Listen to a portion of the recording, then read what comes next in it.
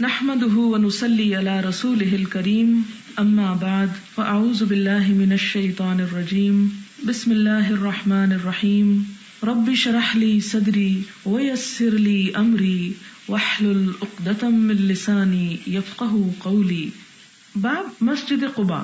قباء مدینہ سے 2-3 میل کے فاصلے پر ایک جگہ ہے۔ سب سے پہلے اسی جگہ پہ مسجد بنی تھی، یہی مسجد پہلی مسجد ہے، اس لیے اس کی بھی بڑی فضیلت ہے۔ حدثنا یعقوب بن ابراہیم حدثنا ابن الیہ اخبرنا ایوب عن نافع ان ابن عمر رضی اللہ عنہما کان لا یصلی من الضحى الا فی یومین، کہ حضور صلی اللہ علیہ وسلم نے نماز ضحیٰ یعنی چاشت نہ پڑھی مگر 2 دن۔ یقدم مکہ، جس دن مکہ آئے، فإنه كان يقدمها ضحى، تو اس دن وہ پہلے چاشت کی نماز پڑھتے، فیطوف بالبیت، پھر بیت اللہ کا طواف کرتے، ثم یصلی رکعتین خلف المقام، پھر مقام ابراہیم کے پیچھے 2 رکعتیں پڑھتے، ویوم یأتی مسجد قباء، اور جس دن مسجد قباء آتے یعنی وہاں خاص طور پر آپ چاشت کی نماز پڑھتے۔ فإنه كان یأتیہ کل سبت، آپ اس مسجد میں ہر سیٹرڈے کو آتے، ہر ہفتے۔ فإذا دخل المسجد، جب مسجد میں داخل ہوتے، کرہ ان یخرج منہ، تو ناپسند کرتے کہ اس سے نکلے، حتی یصلی فیہ، یہاں تک کہ اس میں نماز پڑھ لیں۔ ویسے بھی مسجد میں جانے کی نماز ہے، لیکن ہر مسجد کے مقابلے میں مسجد قباء کی اہمیت اور زیادہ ہے۔ قال وکان یحدث ان رسول اللہ صلی اللہ علیہ وسلم کان یزورہ راکبا وماشیا، اور وہ کہتے ہیں کہ آپ صلی اللہ علیہ وسلم وہاں سوار ہو کے بھی جاتے اور پیدل بھی جایا کرتے تھے، یعنی دونوں طرح مسجد قباء کی طرف جاتے تھے۔ قال وکان یقول انما اصنع کما رأیت اصحابی یصنعون، عبداللہ بن عمر کہتے ہیں میں بھی ویسا ہی کرتا ہوں جیسے میرے ساتھی یعنی صحابہ کرتے تھے۔ ولا امنع احدا ان یصلی فی ای ساعۃ شاء، اور میں نہیں روکتا کسی شخص کو نماز پڑھنے سے جو کسی بھی وقت میں پڑھے، من لیل او نہار، رات کو یا دن کو، غیر سوائے اس کے، اللہ تتحروا، کہ وہ ارادہ نہ کرے، طلوع الشمس ولا غروبها، سورج کے طلوع ہونے کے وقت اور اس کے غروب ہونے کے وقت میں نماز کا۔ اس سے اس سوال کا جواب بھی آپ کو مل جائے گا کہ کیا اگر کسی نے سورج طلوع ہونے سے تھوڑی دیر پہلے نماز شروع کی، اس نے فرض شروع کیا اور اس کا سلام پھیر دیا، اور اس کے فوراً بعد اگر وہ پڑھ رہا ہے سنت تو وہ پڑھ لے، کہ نہیں ارادتاً نہ پڑھے، اگر پڑھتے پڑھتے سورج بیچ میں طلوع ہو گیا تو وہ اور بات ہے۔ باب من اتا مسجد قباء کل سبت، باب جو کوئی مسجد قباء میں آئے ہر ہفتے کے روز، تو کیا ایسا کر سکتے ہیں؟ کہیں بدعت تو نہیں ہوگی؟ حدثني موسى بن اسماعيل قال حدثنا عبد العزيز بن مسلم عن عبد الله بن دينار عن ابن عمر رضي الله عنهما قال كان النبي صلى الله عليه وسلم يأتي مسجد قباء، کہ نبی صلی اللہ علیہ وسلم مسجد قباء تشریف لاتے تھے، کل سبت، ہر ہفتے کے دن، ماشیا وراکبا، پیدل بھی اور سوار ہو کر بھی، وكان عبد الله رضی اللہ عنہ يفعله، اور حضرت عبداللہ بن عمر بھی ایسا کیا کرتے تھے۔ باب اتیان مسجد قباء ماشیا وراکبا، مسجد قباء میں پیدل اور سوار ہو کے آنا۔ حدثنا مسدد قال حدثنا يحيى عن عبيد الله قال حدثني نافع عن ابن عمر رضي الله عنهما قال كان النبي صلى الله عليه وسلم يأتي قباء راكبا وماشيا، زاد ابن نمير حدثنا عبيد الله عن نافع فيصلي فيه ركعتين۔ باب فضل ما بين القبر والمنبر، قبر اور ممبر کے درمیان کی جگہ کی فضیلت۔ یہ کون سی قبر؟ روضہ رسول صلی اللہ علیہ وسلم کی طرف اشارہ ہے۔ حدثنا عبداللہ بن یوسف اخبرنا مالک عن عبداللہ بن ابی بکر عن عباد بن تمیم عن عبداللہ بن زید المازنی رضی اللہ عنہ ان رسول اللہ صلی اللہ علیہ وسلم قال، آپ صلی اللہ علیہ وسلم نے فرمایا، ما بین بیتی و ممبری، میرے گھر اور ممبر کے درمیان، روضۃ من ریاض الجنہ، روضۃ ایک باغ ہے، من ریاض الجنہ، جنت کے باغوں میں سے، اسی وجہ سے اس کو ریاض الجنہ کہا جاتا ہے اس جگہ کو، کہ یہ حصہ، یہ ٹکڑا جنت کا ایک ٹکڑا ہے۔ مراد اس سے کیا ہے کہ جو اس ٹکڑے پر عبادت کرے گا، یعنی اس پر عبادت کا شوق رکھے گا، اس کو انشاءاللہ جنت میں بھی جگہ مل جائے گی۔ یہاں پر آنا ایسا ہی ہے گویا کوئی جنت میں پہنچ گیا، یا یہاں پر آ کر عبادت کرنا جنت میں پہنچنے کے لیے ایک سٹیپ اٹھانا ہے، یا ایک سٹیپ ہے ٹورڈز جنہ۔ حدثنا مسدد عن يحيى عن عبيد الله قال حدثني خبيب بن عبد الرحمن عن حفص بن عاصم عن ابي هريره رضي الله عنه ان النبي صلى الله عليه وسلم قال ما بين بيتي ومنبري روضة من رياض الجنة ومنبري على حوضي۔ یہاں تھوڑے سے زیادہ ہے روایت میں، میرے گھر اور میرے منبر کے درمیان، اور گھر میں کیا بنا تھا آپ کے؟ حضرت عائشہ کے حجرے میں آپ کی قبر، تو یہاں پر قبر کا لفظ نہیں آیا بلکہ کیا آیا ہے؟ بیت کا لفظ آیا کہ میرے گھر اور میرے ممبر کے درمیان ایک ٹکڑا ہے جنت کے ٹکڑوں میں سے، یا باغ ہے جنت کے باغوں میں سے، اور میرا ممبر میرے حوض پر ہوگا، یعنی قیامت کے دن حوض کوثر پر ایک ممبر رکھا جائے گا اور آپ اس پر تشریف فرما ہوں گے اور اپنی امت کے لوگوں کو سیراب کریں گے۔ کس سے؟ حوض کوثر کے پانی سے، اور اس پہ کتنے پیالے ہوں گے؟ جتنے آسمان کے تارے ہیں، اور جو ایک دفعہ وہاں پانی پیے گا وہ دوبارہ کبھی بھی پیاسا نہ ہوگا۔ یعنی اس حدیث کو دو طرح سے بیان کیا جاتا ہے، ایک تو یہ کہ جہاں میرا ممبر ہے یہی جگہ حوض کوثر ہوگی، اور دوسرا یہ کہ جہاں حوض کوثر ہوگا یہ ممبر وہاں پر ہوگا، یعنی دونوں طرف۔ باب مسجد بیت المقدس، بیت المقدس یا بیت المقدس دونوں طرح کہا جا سکتا ہے، اس کی مسجد کا بیان۔ حدثنا ابو الولید حدثنا شعبہ عن عبد الملک سمعت قزعة مولى زیاد قال سمعت ابا سعید الخدری رضی اللہ عنہ يحدث باربع عن النبی صلی اللہ علیہ وسلم، کہ ابو سعید خدری جو ہیں انہوں نے 4 باتیں حضور صلی اللہ علیہ وسلم سے بیان کی ہیں۔ فاعجبننی وآنقننی، تو وہ باتیں مجھے بہت اچھی لگیں اور بہت پسند آئیں۔ انیق، قال لا تسافر المرأة یومین الا ومعها زوجها، ایک بات اس میں کہ آپ صلی اللہ علیہ وسلم نے فرمایا کہ عورت سفر نہ کرے 2 دن کا مگر یہ کہ اس کے ساتھ اس کا شوہر ہو او ذو محرم یا کوئی محرم ہو۔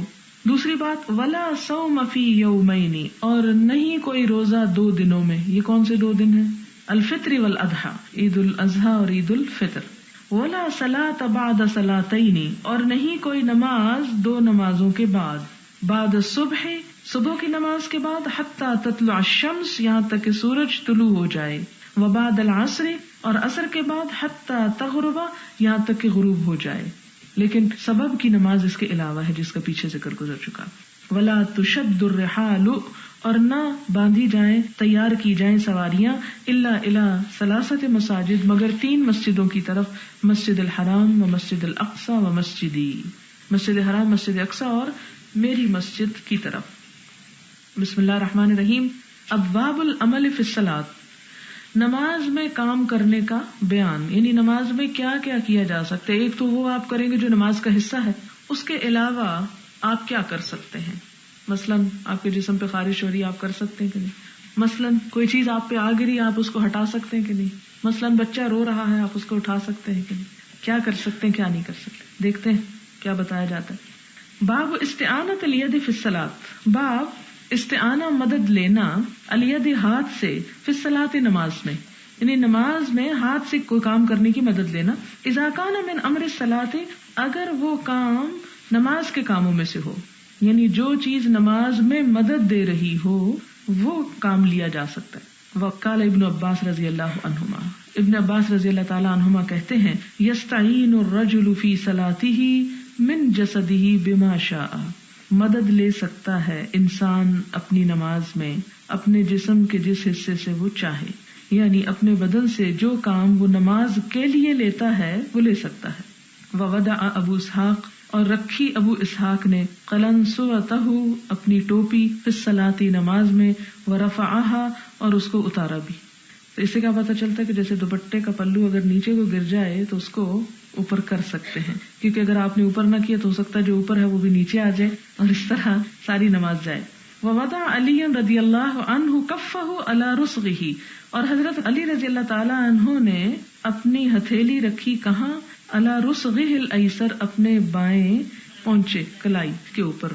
الا ان یحک جلدن، مگر یہ کہ خارش کرتے اپنے بدن پر، یحک حق کرتے خارش کرنا، جلدن سکن پر، او یصلح ثوبا، یا کس وقت؟ کپڑے کو درست کرتے وقت۔ اور بعض نے کہا کہ نہیں، یہ بات حضرت علی کی بات میں سے نہیں، یہ الگ ہے۔ اب حدیث دیکھتے ہیں۔ حدثنا عبداللہ بن یوسف قال اخبرنا مالک عن مخرمة بن سلیمان عن قریب مولى ابن عباس انه اخبره عن عبد الله بن عباس رضی اللہ عنہما انه بات عند میمونة ام المؤمنین رضی اللہ عنہا وہی خالته قال فاستجعت على ارض الوسادة، حدیث بھی سے گزر چکی ہے۔ حضرت ابن عباس نے وہ رات جو حضرت میمونہ کے گھر میں گزاری اس کے قصے کی طرف اشارہ ہے۔ فاستجعت على ارض الوسادة واستجع رسول اللہ صلی اللہ علیہ وسلم واهله في طولها فنام رسول اللہ صلی اللہ علیہ وسلم حتى انتصف الليل او قبله بقلیل او بعده بقلیل ثم استيقظ رسول اللہ صلی اللہ علیہ وسلم فجلس فمسح النوم عن وجهه بيده ثم قرأ العشر الآيات خواتيم سورة آل عمران ثم قام إلى شن معلقة فتودأ منها فأحسن وضوءه ثم قام يصلي. قال عبد الله بن عباس رضي الله عنهما فقمت فصنعت مثل ما صنع ثم ذهبت فقمت إلى جنبه فوضع رسول الله صلى الله عليه وسلم يده اليمنى على رأسي. یہ حدیث یہاں کیوں لائے ہیں کہ آپ صلی اللہ علیہ وسلم نے نماز پڑھنے کے دوران ہی اپنا دایاں ہاتھ میرے سر پر رکھا. وَأَخَذَ بِأُذُنِي الْيُمْنَى اور میرا دایاں کان پکڑا. یفتلها بیدہ جس کو آپ ہاتھ سے یوں مروڑنے لگے. یعنی آپ صلی اللہ علیہ وسلم نے کیا کیا؟ نماز پڑھ رہے تھے. عبداللہ بن عباس ادھر آ کے کھڑے ہو گئے. آپ نے اپنا دایاں ہاتھ بڑھایا, ان کے سر پہ رکھا اور کان کو ٹٹول کے اس کو ذرا کھینچا اور پیچھے سے ان کو دائیں طرف لے آئے. اب آپ کا یہ ایکشن کیا ہے؟ نماز کے اندر ہے, لیکن کس لیے ہے؟ نماز کو درست کرنے کے لیے. اگر دو لوگ نماز پڑھ رہے ہوں تو امام دائیں طرف نہیں ہوگا, بائیں طرف ہوگا, اور نماز پڑھنے والا دائیں طرف ہوگا. چونکہ ابن عباس بائیں طرف آ کے کھڑے ہو گئے تھے, اس لیے آپ صلی اللہ علیہ وسلم نے ان کو کان سے پکڑ کے اپنے دائیں طرف کیا. تو اس سے کیا پتہ چلتا ہے کہ نماز میں ایسا کوئی ایکشن جس سے نماز کو آپ درست کر سکے, اسے کرنے سے نماز ٹوٹتی نہیں ہے. فصلى ركعتين ثم ركعتين ثم ركعتين ثم ركعتين ثم ركعتين ثم ركعتين ثم اوتر, پھر وتر پڑھا. ثم استجاع حتى جاءه المؤذن فقام فصلى ركعتين خفيفتين, دو سنتیں ہلکی سی پڑھی. ثم خرج فصلى الصبح, پھر گھر سے نکل کر فجر کی نماز ادا کر لی. باب ما ينهى من الكلام في الصلاة, نماز میں بات کرنے سے جو روکا جاتا ہے, یعنی کس قسم کی بات نماز میں نہیں کی جا سکتی. اس میں آپ پیچھے پڑ چکے. اگر کوئی شخص بھول کے ایک آدھ لفظ بول جاتا ہے تو اس کی تو گنجائش ہے, لیکن قصدن اور جان بوجھ کے اور لمبی باتیں شروع کر دینا, اس کی اجازت نہیں ہے. آپ دیکھیں نا کہ بعض ایکسپریشن ایسے ہوتے ہیں جو بے ساختہ انسان سے ادا ہو جاتے ہیں, تو اس صورت میں انسان پھر بیچ میں کھڑا رہے کہ اب پتہ نہیں نماز, یعنی امام کے ساتھ خصوصاً پڑھ رہا ہے اگر, تو اس کو پڑھتے جانا چاہیے. حدثنا ابن نمیر قال حدثنا ابن فضيل قال حدثنا الأعمش عن إبراهيم عن القمة عن عبد الله رضي الله عنه أنه قال كنا نسلم على النبي صلى الله عليه وسلم, کہ ہم حضور صلی اللہ علیہ وسلم کو سلام کیا کرتے تھے. وهو في الصلاة, اور وہ کیا ہوتے تھے؟ نماز میں ہوتے تھے. فيرد علينا, آپ ہم کو جواب دے دیتے تھے. فلما رجعنا من عند النجاشی, جب ہم نجاشی کے پاس سے واپس آئے, سلمنا علیہ, ہم نے آپ کو پھر سلام کیا. فلم يرد علينا, آپ نے جواب ہی نہیں دیا. وقال ان فی الصلاۃ شغلا, اور نماز کے بعد آپ نے کیا بتایا کہ نماز میں انسان مشغول ہوتا ہے, یعنی اللہ تعالیٰ سے بات کر رہا ہوتا ہے, اس لیے کسی اور سے بات نہیں کرنی چاہیے. اس سے کیا پتہ چلتا ہے کہ نماز کی حالت میں سلام کا جواب دینا منع ہے. اگر شروع میں تھا تو وہ حکم منسوخ ہو گیا. کس حدیث سے؟ اس حدیث سے. یعنی مکہ کے ابتدائی دنوں میں جو نمازیں ہوتی تھی اس میں سلام کا جواب ہوتا تھا, لیکن جب ہجرت کر کے مسلمان چلے گئے تو آپ دیکھیں کہ پیچھے بہت سا حصہ ان سے مس ہو گیا. واپس آئے تو انہوں نے پرانی عادت کے مطابق سلام کیا, تو آپ نے منع فرمایا. حدثنا ابن نمیر حدثنا اسحاق بن منصور حدثنا حریم بن سفیان عن الاعمش عن ابراہیم عن القمہ عن عبد اللہ رضی اللہ عنہ عن النبی صلی اللہ علیہ وسلم نحوہ. حدثنا ابراہیم بن موسیٰ اخبرنا عیسیٰ عن اسماعیل عن الحارث بن شبیل, شبیل خوبصورت نام ہے, عن ابی عمرو الشیبانی قال قال لی زید بن ارقم ان کننا لنتکلم. زید بن ارقم کہتے ہیں کہ ہم کلام کیا کرتے تھے فی الصلاۃ, نماز میں, یعنی باتیں کرتے تھے, علی عہد نبی صلی اللہ علیہ وسلم, نبی صلی اللہ علیہ وسلم کے زمانے میں. یکلم احدنا صاحبہ بحاجتہ, کلام کرتا ہم میں سے ایک اپنے ساتھی سے اپنی کوئی ضرورت کے بارے میں, یعنی ادھر نماز پڑھے, ادھر کوئی دل میں خیال آ گیا تو وہ ساتھ کھڑے کہ اچھا وہ مجھے فلان چیز چاہیے. حتی نزلت, یہاں تک کہ یہ آیت نازل ہو گئی, حافظوا علی الصلوات, نمازوں کی حفاظت کرو. الآیہ فأمرنا بالسکوت, تو اس کے بعد ہمیں حکم دیا گیا کہ ہم نماز میں چپ رہیں, یعنی دنیا کی کوئی بات نہ کریں. باب ما یجوز من التسبیح والحمد فی الصلاۃ للرجال, نماز میں سبحان اللہ اور الحمدللہ کہنا مردوں کے لیے اس کی اجازت ہے. یعنی مثلا اگر امام بھول جائے اور مقتدی جو ہے اس کو یہ نہیں کہہ سکتا آپ نے رکوع نہیں کیا, یہ نہیں بولے گا, کیا کہے گا؟ سبحان اللہ یا الحمدللہ. یا اسی طرح وہ کوئی سانپ آتا دیکھ رہا ہے تب نماز نہیں توڑے گا, بلکہ وارن کرنے کے لیے سبحان اللہ الحمدللہ کا کوئی لفظ بول دے گا. یا اسی طرح کوئی اور خطرے کی بات ہے تو وہ بات نہیں کر سکتے, لیکن اتنی اجازت ہے کہ نماز کے دوران وہ حصہ چھوڑ کر سبحان اللہ زور سے کہتے کوئی. اور ہمارے ہاں کیا کرتے ہیں عموماً کہ جو پڑھ رہے ہوتے ہیں اسی کو ذرا اونچا کر کے پڑھ دیتے ہیں. جیسے آپ گھر میں نماز پڑھیں اور آپ کے شوہر جانے لگے اور آپ کو ان سے کوئی کام ہے, کیونکہ عموماً ایسے ہوتا ہے کہ خواتین اس وقت شوہروں کو بہت کام کہتی ہیں جب وہ دروازے سے باہر ہونے لگتے ہیں. تو اس میں یہ ہے کہ اب آپ روک تو نہیں سکتے اور آپ کو یہ ڈر ہے کہ چابی لے کے چلے گئے تو میں کیسے گاڑی لے کے جاؤں گی. لہٰذا اس میں آپ کیا کرتے ہیں, جیسے الحمدللہ پڑھیں تو آپ زور سے کہتے ہیں الحمدللہ. یہاں یہ بتایا جا رہا ہے کہ اگر کوئی نماز میں جماعت کے پیچھے پڑھ رہا ہو تو وہ بھی سبحان اللہ اور الحمدللہ کہہ سکتا ہے. حدثنا عبد الله بن مسلمة حدثنا عبد العزيز بن ابي حازم عن ابيه عن سهل رضي الله عنه قال خرج النبي صلى الله عليه وسلم يصلح بين بني عمرو بن عوف وحانت الصلاة کہ نبی صلی اللہ علیہ وسلم ایک دفعہ صلح کرانے کے لیے گئے بنو عمرو بن عوف کے درمیان, یعنی ان کے لوگ آپس میں جھگڑ پڑے ہوں گے تو باہم ان کی صلح کرانے کے لیے قباء کے علاقے میں گئے. وحانت الصلاۃ, تو نماز کا وقت آ گیا. فجاء بلال ابا بکر رضی اللہ عنہ, تو حضرت بلال نے اذان دی اور پھر وہ حضرت ابو بکر کے پاس آئے, کیونکہ بلال کیا کرتے تھے اذان دے کر حضور کے پاس آیا کرتے تھے اطلاع دینے کو, کیونکہ لاؤڈ اسپیکر تو نہیں تھے کہ اندر تک آواز پہنچ جائے, تو اس لیے خصوصی طور پہ بلانے آتے تھے. فقال حبس النبی صلی اللہ علیہ وسلم فتؤم الناس, تو ابو بکر کو کہتے ہیں کون, حضرت بلال, کہ آپ صلی اللہ علیہ وسلم ابھی تک نہیں آئے, روک لیے گئے ہیں, لہٰذا آپ لوگوں کو امامت کرا دیں. کالا نام, انہوں نے کہا اچھا, ان شئتم, اگر تم چاہو تو, یعنی زبردستی میں امام نہیں بنتا تمہاری ناپسندیدگی کے باوجود, اگر تم چاہو تو میں بن جاتا ہوں. فاقام بلال الصلاۃ, تو بلال نے کیا کہا, تکبیر کہی. فتقدم ابو بکر, حضرت ابو بکر آگے بڑھے رضی اللہ عنہ, فصلی, پھر نماز پڑھائی. فجاء النبی صلی اللہ علیہ وسلم یمشی فی الصفوف, تو اتنے میں نبی صلی اللہ علیہ وسلم صفوں کے بیچ میں سے چلتے ہوئے آ گئے. یشقھا شقا, صفوں کو چیرتے ہوئے, یعنی آگے سے نہیں گزرے بلکہ کیا کیا, کراس کیا بیچ میں سے. حتی قام فی الصف الاول, یہاں تک کہ پہلی صف تک آ گئے. فاخذ الناس بالتصفیح, تو لوگوں نے تالیاں بجانی شروع کر دی. کس لیے, حضرت ابو بکر کو بتانے کے لیے کہ دیکھو حضور صلی اللہ علیہ وسلم آگے ہیں, بس تم بس کر دو. قال سہل, سہل کہتے ہیں هل تدرون ما التصفیح, تمہیں کہ پتہ ہے کہ تصفیح کیا ہوتی ہے. هو التصفیق, وہ تصفیق ہوتی ہے یعنی تالی بجانا. اصل میں یہ صف کہتے ہیں ہتھیلی کو, یہ ہوتی, تو ہتھیلی کا ہتھیلی سے ملانا تصفیح ہے. اور تصفیق بھی اسی طرح ہوتی ہے, لیکن اس میں ہتھیلی ہتھیلی سے نہیں ہوتی بلکہ پچھلا حصہ. وکان ابو بکر رضی اللہ عنہ, اور حضرت ابو بکر جو تھے, لا یلتفت فی صلاتی, اپنی نماز میں التفات نہیں کرتے تھے, ادھر ادھر نہیں دیکھتے تھے, یعنی بہت محو ہو کے نماز پڑھتے تھے. فلما اکثروا, جب انہوں نے بہت ہی زیادہ بجانی شروع کر دی تالیاں کثرت سے, التفت, تو انہوں نے توجہ کی. فاذا نبی صلی اللہ علیہ وسلم فی الصف, تو دیکھا کہ نبی صلی اللہ علیہ وسلم صف میں ہیں. فاشار الیہ مکانک, تو آپ نے ان کو کیا اشارہ کیا کہ اپنی جگہ رہو, یعنی پڑھاتے رہو. فرفع ابو بکر یدیہ فحمد اللہ, تو حضرت ابو بکر نے دونوں ہاتھ اٹھا کر اللہ کا شکر ادا کیا. ثم رجع القہقرى وراءہ, اور پیچھے کو لوٹ آئے کہ شکر ہے حضور صلی اللہ علیہ وسلم آگے, میں یہاں نہیں کھڑا ہوتا, پیچھے کو آگے. وتقدم النبی صلی اللہ علیہ وسلم فصلی, تو نبی صلی اللہ علیہ وسلم آگے بڑھے اور انہوں نے نماز پڑھانی شروع کی. اب اس سے کیا پتہ چلتا ہے کہ ابو بکر رضی اللہ تعالیٰ عنہ نے چند قدم پچھلے, یعنی یہ نہیں کہ منہ موڑ کے پیچھے چلنے لگ گئے, قہقرہ کا مطلب ہوتا ہے الٹے پاؤں پھرنا, تو وہ نماز میں چند قدم پیچھے کو جو لائے, اس سے کیا پتہ چلتا ہے کہ آپ صلی اللہ علیہ وسلم نے یہ نہیں کہا کہ نماز میں پھر اس طرح نہیں کر سکتے.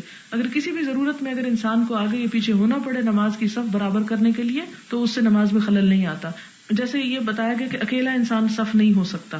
اگر کوئی شخص اس طرح مسجد میں آیا ہے کہ بالکل اکیلا کھڑا ہے, تو اس کو چاہیے کہ اگلی صف سے ایک شخص کو پیچھے کھینچ لے, تو اس کو بھی آ جانا چاہیے, یہ نہیں کہ وہ اس کے ساتھ لڑائی جھگڑا شروع کر دے. اسی طرح یہ ہے کہ اگر کسی شخص کا وضو ٹوٹ گیا اور وہ نکل گیا ہے, تو اس صورت میں بھی صف کو جوڑ لینا چاہیے. تو اس میں ایک ایک قدم جو ہے اگر آگے پیچھے ہو جائے تو نماز میں ایسا چلنا جو ہے وہ نماز کو توڑنے کا سبب نہیں بنتا. باب من سما قومن او سلم, سما نام لیا, قومن کسی قوم کا, یعنی جس نے نام لیا کسی قوم کا, او سلم فی الصلاۃ, یا سلام کیا نماز میں, علی غیرہ, اوپر اس کے علاوہ کہ وہ لا یعلم, اور وہ جانتا نہیں. یعنی نماز میں نام لے کر دعا یا بد دعا کرنا اور کسی کو سلام کرنا, یعنی نام لیے بغیر, تو پھر ایسی صورت میں نماز کا کیا ہوگا, کہ کیا ایسے نماز میں خلل آئے گا. حدثنا عمرو بن عیسیٰ حدثنا ابو عبد الصمد عبد العزیز بن عبد الصمد حدثنا حسین بن عبد الرحمن عن ابی وائل عن عبد اللہ بن مسعود رضی اللہ عنہ قال كنا نقول التحیۃ فی الصلاۃ ونسمی ویسلم بعضنا علی بعض, کہ حضرت عبداللہ بن مسعود کہتے ہیں کہ ہم نماز میں پہلے کیا کرتے تھے, سلام کیا کرتے تھے, ونسمی, اور ہم نام لیا کرتے تھے, فلاں پر سلام ہو, فلاں پر سلام ہو, اور ہم میں سے بعض کو بھی سلام کرتا تھا. فسمعہ رسول اللہ صلی اللہ علیہ وسلم, آپ صلی اللہ علیہ وسلم نے ہم سے یہ ایسا سن لیا. فقال, تو آپ نے فرمایا, ایسے نہ کہو کہ حضور صلی اللہ علیہ وسلم پر سلام اور فلاں پہ سلام, ابو بکر پہ سلام یا عمر پہ سلام, کیا کرو, یہ دعا پڑھا کرو. فقال، کتنی خوبصورت دعا ہے، قولوا التحیات للہ والصلوات والطیبات السلام علیک ایہا النبی ورحمۃ اللہ وبرکاتہ السلام علینا وعلی عباد اللہ الصالحین اشہد ان لا الہ الا اللہ واشہد ان محمدا عبدہ ورسولہ. اس میں کیا آ گیا؟ سب آ گئے. حضور صلی اللہ علیہ وسلم کو تو ان کے نبی ہونے کا نام لے لیا گیا، اور باقی وعلی عباد اللہ الصالحین، سارے اللہ کے نیک بندوں پہ سلام، نام نہیں لینا چاہیے.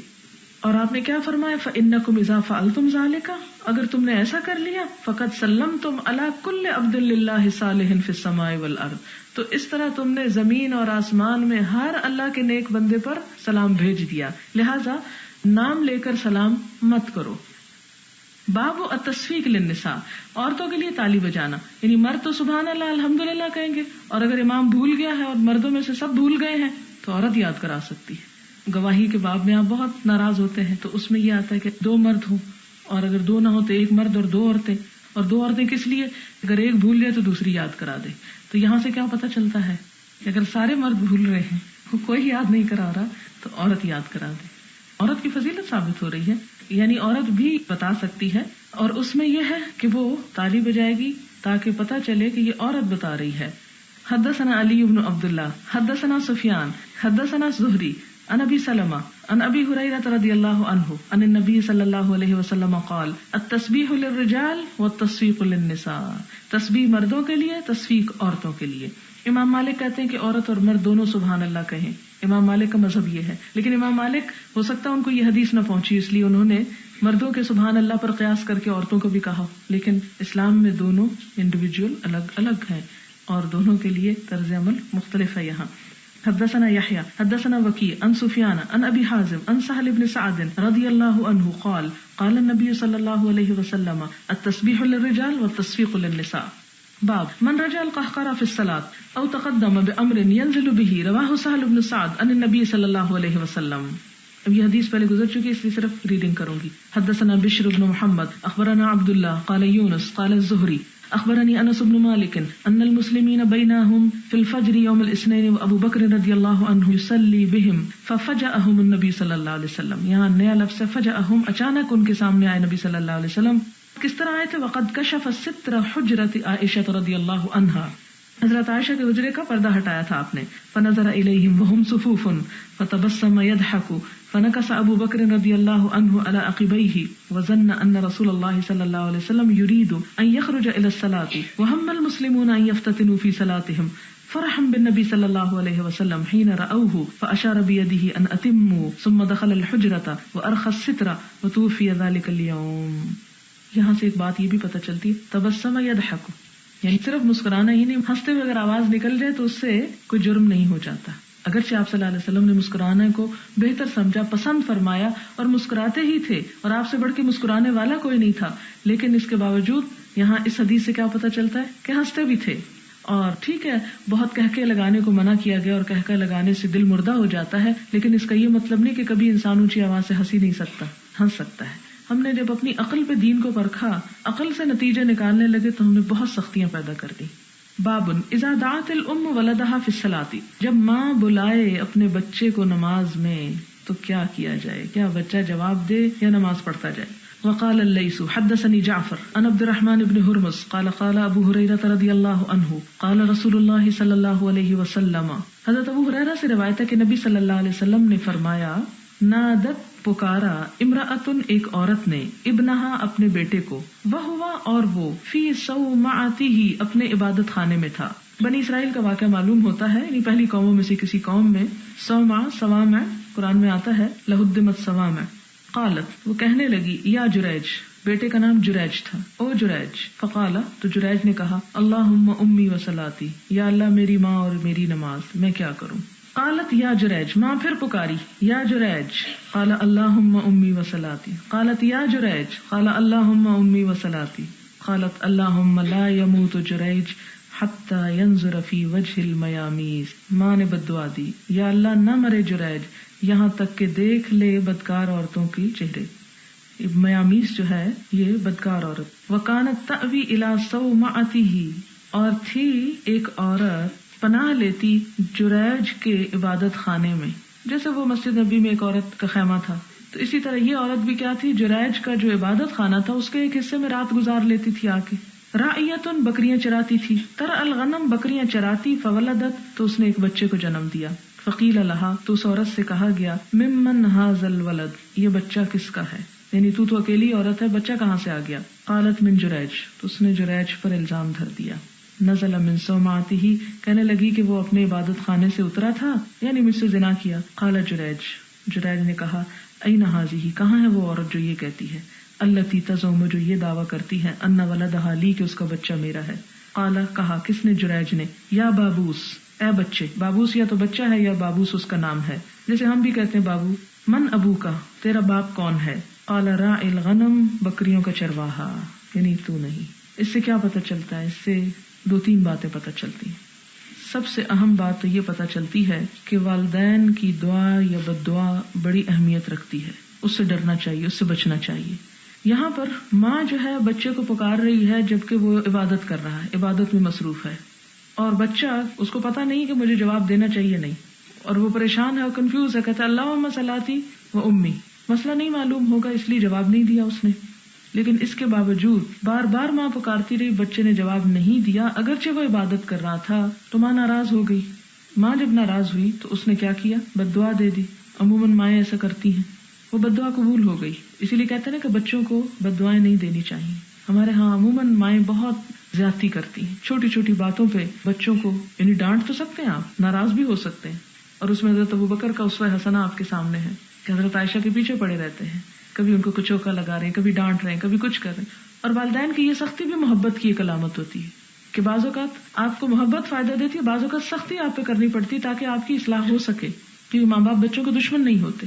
اب آپ دیکھیں کہ ماں کو کوئی ضرورت ہوگی، بچے نے نہیں سنا یا سنی انسنی کر دی، اور یہاں سنی انسنی بھی غفلت سے نہیں کہ وہ سوئے ہوئے تھے اور نہیں اٹھے یا کسی اور وجہ سے، بلکہ نماز کی حالت میں تھے اس وجہ سے. اب ماں کی بد دعا کیا لگی، ماں کے منہ سے نکلا کیا کہ نہ مرے جریج جب تک کسی بدکار عورت کے متھے نہ لگے، یعنی اس پہ الزام نہ آئے، یعنی ذلیل و رسوا ہو، مراد یہ تھی. اب ہوا کیا کہ وہاں سے دعا قبول ہو کے آئی کہ جہاں انسان سوچ بھی نہیں سکتا، کہ اتنے عبادت گزار پرہیزگار تھے کہ اپنے عبادت خانے سے نہیں نکلتے تھے. کیونکہ پہلی قوموں میں آپ دیکھیں نا، راہب اور وہ سب چیزیں تھیں کہ وہ لوگ گھر چھوڑ کے، گھر بار چھوڑ کے اپنے مخصوص جگہوں پہ آ کے عبادت کرتے تھے. سوما ایک طرح کی مسجد ہے، یعنی مسجد سے نکلتے نہیں تھے. تو ایک عورت جو مسجد میں آ کے پناہ لے لیا کرتی تھی، اس نے بچے کو جنم دیا تو اس نے جریج پر الزام دھر دیا. اب جریج بھی ایک نیک انسان تھے، اللہ تعالیٰ نے اس الزام کو بھی دھونا تھا، تو وہ بچہ بول اٹھا. ایک کہتے ہیں حضرت عیسیٰ بولے تھے اور ایک یہ بچہ بولا تھا جریج کے لیے کہ نہیں، اس نے ایسا نہیں کیا. اس سے کیا پتہ چلتا ہے کہ ایک طرف بچے کی نیکی اس کے کام آتی ہے اور دوسری طرف ماں کی بد دعا جو ہے وہ بھی لگ جاتی ہے. تو اس میں بتانا کیا مقصود ہے، چونکہ یہ طرز عمل بنی اسرائیل کا ایک آپ صلی اللہ علیہ وسلم نے بتایا، تو یہ ایسے ہی نہیں بتایا، یعنی حضرت ابو ہریرہ نے کوئی اپنے پاس سے کہانی نہیں گھڑی، آپ صلی اللہ علیہ وسلم نے یہ بات فرمائی. آپ کے فرمانے کا مطلب کیا ہے کہ اگر نماز کی حالت میں بھی ماں باپ پکاریں اور ضرورت مند ہوں تو جواب دو، سنی انسنی نہ کرو. اور اس حالت میں بھی اگر وہ کوئی ناراضگی کا اظہار کرے تو اس ناراضگی سے بھی بچو کہ وہ کہیں بری طرح نہ پلٹ آئے. پھر آپ دیکھیں کہ اس میں یہ ہے کہ فرض نماز میں تو اس کی اجازت نہیں، لیکن نفل نماز کہتے ہیں کہ توڑی جا سکتی ہے ماں باپ کے بلانے پہ. جس طرح نفل روزہ توڑا جا سکتا ہے کسی کے کھانے پہ بلانے سے، اسی طرح نفل نماز کو توڑ کے بھی ماں باپ کو جواب دینا چاہیے. اب یہاں سے آپ اندازہ کریں کہ کتنا حق ہے والدین کا اور کتنا ان کا مقام اور درجہ اللہ تعالیٰ نے بنایا، اور اپنے بعد فوراً اگلا درجہ جس کا رکھا وہ والدین ہے. اگلی حدیث، باب مسح الحصى فی الصلاۃ، کنکریوں کو ہٹانا نماز میں. یعنی اگر آپ سجدہ کرنے جا رہے ہیں اور سجدے کی جگہ پہ کوئی چیز پڑی ہے تو کیا ہاتھ سے اس کو ہٹا سکتے ہیں؟ اور مسجد نبوی میں جیسے کہ آپ جانتے ہیں کہ پہلے کوئی قالین وغیرہ نہیں تھے، کوئی ماربل نہیں لگا ہوا تھا، وہاں پر کنکریاں بچھی ہوئی تھیں. تو نماز پڑھتے وقت وہ کبھی جب جہاں بھی کنکریاں وہ آگے پیچھے ہل جل جاتی ہیں، پھر ان کو برابر لیول کرنے کے لیے اگر انسان ہاتھ ہلاتا ہے تو کیا اس سے نماز میں کوئی خلل تو نہیں آتا؟ حدثنا ابو نعیم قال حدثنا شیبان ان یحییٰ ان ابی سلمہ حدثنی معیقیب ان النبی صلی اللہ علیہ وسلم قال فی الرجل یسوی التراب حیث یسجد. معیقیب کہتے ہیں کہ نبی صلی اللہ علیہ وسلم نے ایک شخص کے بارے میں فرمایا جو مٹی کو برابر کر رہا تھا نماز میں.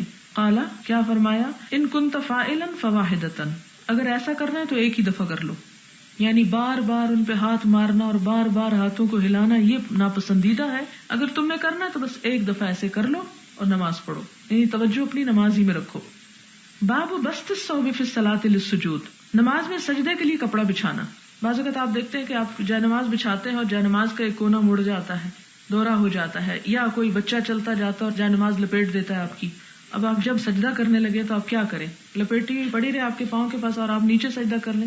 نہیں، آپ اس کو ایک ہاتھ سے درست کر سکتے ہیں. حدثنا مسدد حدثنا بشر حدثنا غالب عن بکر بن عبد اللہ عن انس بن مالک رضی اللہ عنہ قال كنا نصلي مع النبي صلی اللہ علیہ وسلم فی شدت الحر، کہ ہم نبی صلی اللہ علیہ وسلم کے ساتھ گرمی کی شدت میں نماز پڑھ رہے تھے. فَإِذَا لَمْ يَسْتَطِعْ أَحَدُنَا أَن يُمَكِّنَ وَجْهَهُ مِنَ الْأَرْضِ، جب ہم میں سے کسی کو زمین کے اوپر سر رکھنے کی ہمت نہ ہوتی، بَسَطَ ثَوْبَهُ فَسَجَدَ عَلَيْهِ، تو اپنے ہی کپڑے کو زمین پر پھیلا کر اس پر سجدہ کر لیتا. کیسے؟ مثال کے طور پر مثلاً آپ بھی کبھی جاتے ہیں کسی مسجد میں یا کسی ایسی پبلک پلیس میں یا کوئی ایسی جگہ ہوتی ہے کہ جہاں پر آپ کو نماز پڑھنا پڑتی ہے اور سجدے کی جگہ سے بڑی اسمیل آتی ہے یا آپ کو محسوس ہوتا ہے کہ وہ صاف نہیں پوری طرح، تو آپ کیا کر سکتے ہیں کہ جو چادر آپ نے اوڑھی ہوئی ہے مثلاً یہ، تو اسی کو ذرا سا آگے بڑھا کے اس کے اوپر بھی سجدہ کر سکتے. تو صحابہ کرام یہ نہیں کہ کہیں اور سے کپڑا لا کے رکھتے تھے پاس کہ نماز کی حالت میں بچھا کے اس کو پڑھے، مطلب یہ ہے کہ اپنے ہی کپڑے کو بچھا لیا کرتے تھے. صوبہ اپنا کپڑا.